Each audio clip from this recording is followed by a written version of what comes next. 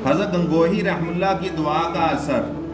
हकीमुल उम्मत हज़रत थानवी रहमुल्लाह फरमाते हैं, एक हकीम साहब हैं नाबीना दिल्ली में, इनको तशखीस में कमाल है और ये कमाल कुतुबुल इरशाद हज़रत मौलाना रशीद अहमद गंगोही रहमुल्लाह की दुआ से इनमें पैदा हुआ।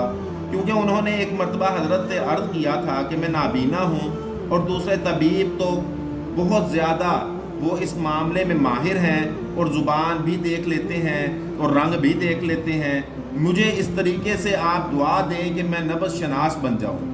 मगर मैं कोई चीज़ नहीं देख सकता तो मैं कैसे मर्ज़ की शनाख्त कर सकता हूँ, इसलिए दुआ कर दीजिए कि मुझको नब्ज़ में कमाल हो जाए, नब्ज़ देख कर मालूम कर लिया करूँ। चुनांचे हज़रत की दुआ से यही बात इनके अंदर पैदा हो गई कि नब्ज़ देख कर मर्ज़ की शनाख्त कर लेते हैं।